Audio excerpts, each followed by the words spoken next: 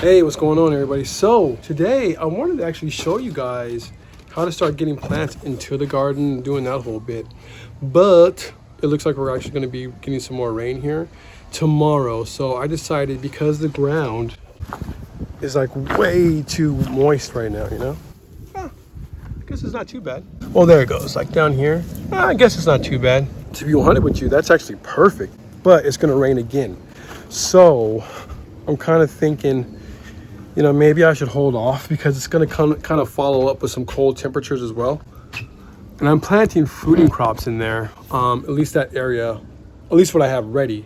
I want to plant some squash in there. I think I am being a little bit overprotective, maybe somewhat, but I do have time. They're looking actually pretty good right now, so I can wait till next week when I know everything's going to be pretty much cool. So anyway, what I was going to do was show you guys something else that I need to do, and that is how to pot up tomato plants. So these guys, as you can see, are in need of potting up. See how they're all kind of reaching? They're all, some of them are even yellowing. 50 count cell tray. So, the cells in them, even though they're bigger than my 98 count cell trays, are still relatively small. I would bet that a lot of these tomatoes here are probably not necessarily root bound, but probably looking for some type of a nutrients. And they might be running out of space. Now that I look at them, they may not be. I don't know, we'll have to check it out. But either way, they are starting to look for nutrients now. So I need to go ahead and get these guys taken care of. I'm gonna go ahead and pot them up anyway, because I for the most part, I need to set up my rows for my trellising system for my lower and lean for the tomatoes. And I haven't been able to do that. This week was we had some pretty crazy weather this week. It's been raining all week. It was supposed to have stopped, but it didn't. And so I'm like, okay, cool. I just won't do anything. It's been nice. I've actually just been chilling. Anyway, now it's time to kind of get back on the ball. And what I'm doing to kick things off is going to go ahead and pot those things up. It's a really good chance that we don't get them into the ground for next week, because the way that I'm going to be trying this lower and lean system, I've never seen anybody do it. So I'm trying something new. And I'm kind of like, I don't know if it's going to work or not. So anyway, I figured as long as these plants are cool, and I know that they're going to be cool here for a little while longer, we can go ahead and get down. So this is how I pot up. Now this is what most people do. Just a standard cup, right? Like a little party cup. So I figured I'll just go this direction with you guys as well. A bag of 50 of these cost $5. So that's not bad, right? I like using my soldering iron. Now this is my way too big soldering iron for this. Oh, it's not that bad. Fumes. I need a mask. Would you look at that? It's happen to have a mask. It's crazy shit.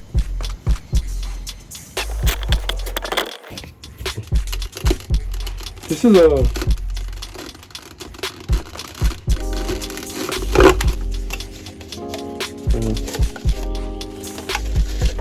you see it progressively getting smaller as the cup goes, which is all fine. At the end of the day, I plan on feeding through the bottom of these things.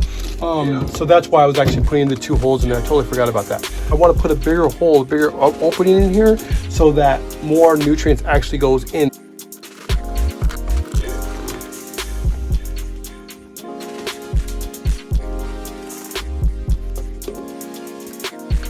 Probably should have went to Costco, man, because I need a lot more of these cups.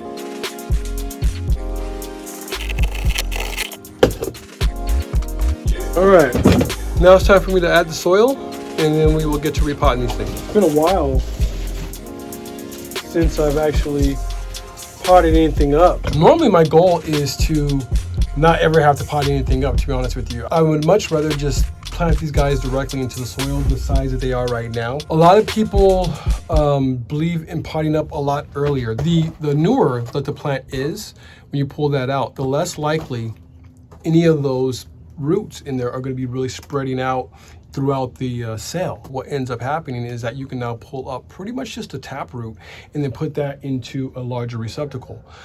That too, however, takes a lot of time and patience.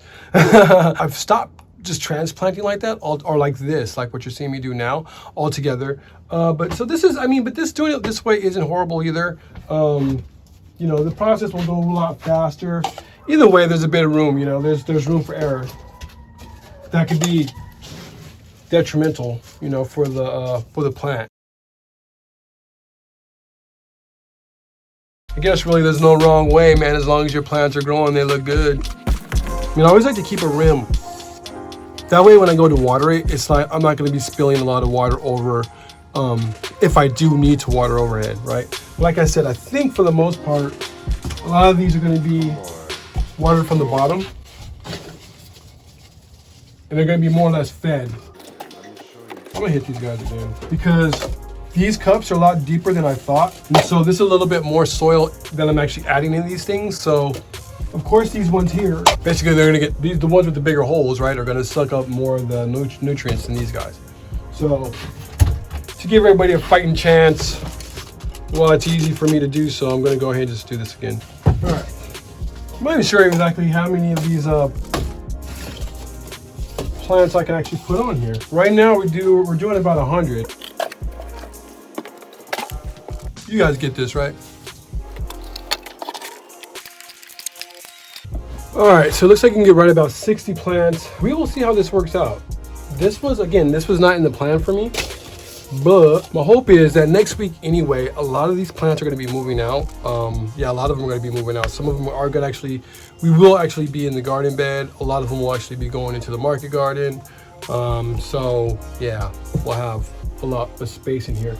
These guys necessarily won't even need to be in here. They could probably be outside, and then whatever needs to be in here, like maybe some like the more tender stuff, like some of the lettuce, I might let that ride in here for a little while longer. But really, this whole area is probably gonna get cleaned out as we start getting into the warmer months. But until then, we ride with it. Then we'll go ahead and put it out there, get a really quick little top water, and then we'll come back inside and we'll plant them out.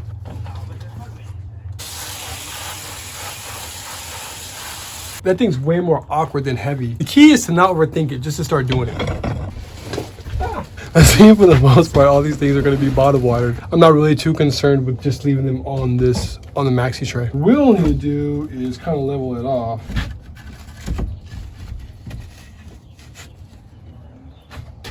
That's about right. Let's transplant. Now what I'm doing right now, I'm looking at the ones that I would actually plant out right now. These little gnarly looking ones, I'm not really worried too much about those, you know? If I'm gonna start working on any of these things, I'm not gonna worry about the ones that I wouldn't plant anyway, you know what I'm saying? I'm just looking for the best ones. Look at that. That's really pretty. It's perfect almost, you know what I'm saying? I mean, what's happening right here, especially with the underside, I believe that that's a potassium deficiency.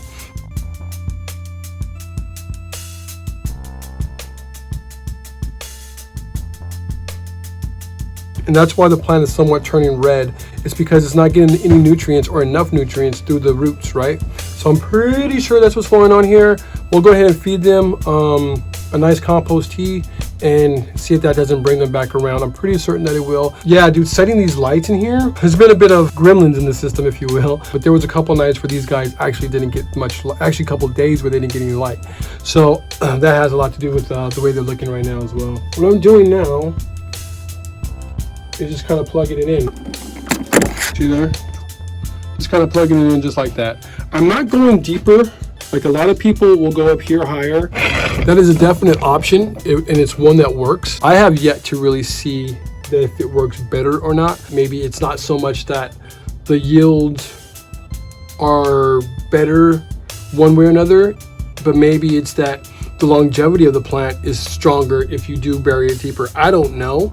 These guys right here, if everything goes as planned, these guys should be pretty much ready to come out of the ground by the middle of June, maybe early July. The reason I don't bury them deeper is because what I find, what happens, you don't actually retain both root structures. What ends up happening normally is that this part, or whatever part you begin to bury the tomato in, that begins to sprout roots, while this root structure down here begins to die.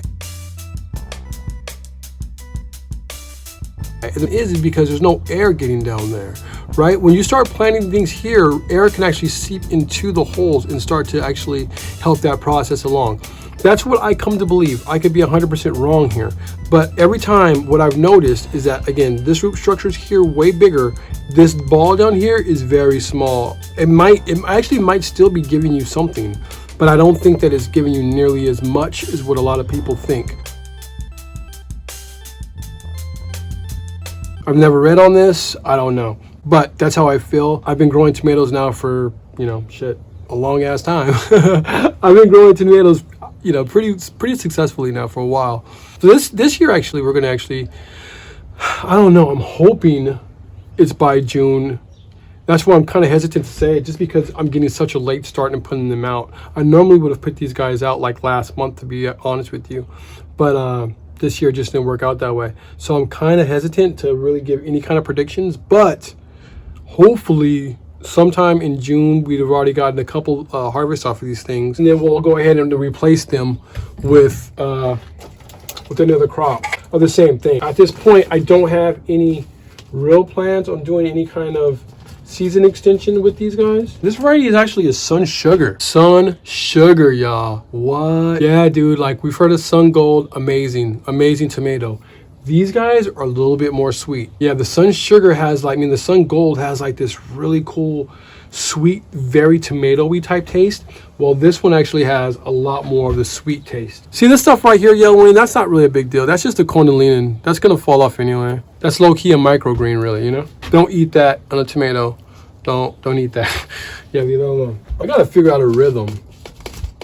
It's been a long time since I've done this. There's a really good chance now that I'm looking at a lot of the root structure on these guys that I might end up just putting all the tomatoes, the rest of them, I might just end up putting these guys on maxi trays as well and just giving them the same compost tea solution. I don't think really I'm in any big danger of root bind. These things will be in the ground way before. Let's talk a little bit more about the whole burying stuff deep. Now here's one that's kind of curved. You see that? Now that is actually the way that I would suspect burying a tomato deeper would actually work, is if you actually were to curve it or lay it in flat and then bury it. Now what you're doing is allowing all that stem where all that new root growth would come, you're allowing all that to get that air, you know what I mean? So I don't know, that might be worth trying. Now in a case like this where you clearly have a winner here, never pull this out, right? Because then you can start interrupting these roots down here. Just pop it off. Oh, that kind of came out anyway. But that's all you really need to do. I like to do as minimal damage to my root structures at all times. Check this guy out though. Now, this guy's pretty tight. So I'm gonna leave this one to the end. Especially when you have two like this that look pretty decent. There's no need to get rid of one. I mean, unless you want to. I see that I can save it. I'm going to save it.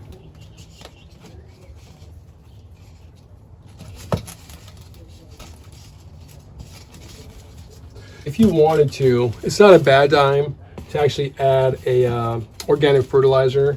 Now we got a bit of a rhythm.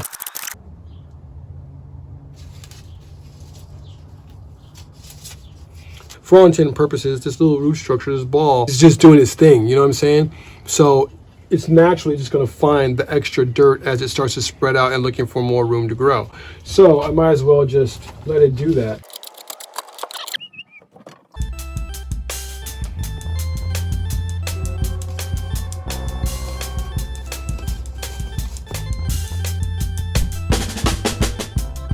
You can see too, guys, I'm actually not being extremely gentle here.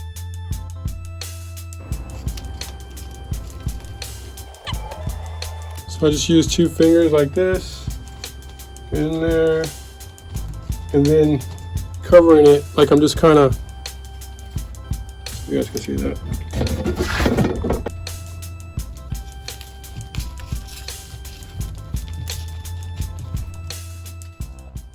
All right guys, so what I'm gonna do now is just kind of make a really quick compost tea. This is gonna be super quick and easy. Here's my list of ingredients. So here's this, you can find this at Home Depot. I normally will use this. I like to use Neptune's Harvest a little bit more, but they don't carry it there anymore. They've carried this Kellogg brand now, which is just okay, but I feel like even over the time that they've carried it, it's actually lost quality. They've really started watering this stuff down. I'm going to drop 2 cups for this whole entire thing. Actually, it wasn't even 2 cups in there. By the way, this is a very bacterial dominated type of a compost tea here. This actually did have, or does have molasses in it. So a lot of those bacteria and stuff like that I could eat. These are actually the granules I was talking about earlier. they're actual pieces, you know what I'm saying? Like it's actual particles there, right? It's gonna be a slow release type of a fertilizer because your plants are water soluble. At least that's how they take up nutrients, is through water. So it takes time for that stuff to get broken down. But this is, I really want that to get broken down as fast as I possibly can. Remember, this is nitrogen, phosphorus, potassium. Right now, it's kind of like it's being choked. It's not taking in the nutrients, and that's why it's red. Like if I were to choke you, you know, you turn red or you turn blue or whatever you're gonna turn, you dig? But you're gonna start turning the color. That's what I'm believing what's going on the underside of those leaves. It's kind of like a telltale sign for that, especially in tomatoes, as well as some of the yellowing and stuff like that I'm seeing in them. So that's why I want this to break down as fast as I can. So I'm gonna try to break it down, at least some of the parts in here that will. And on this guys too, dude, like I'm just gonna be putting in a couple handfuls. It's normally right about, I don't know, a couple cups really. Put that guy in there. Gonna do the same thing with some worm castings.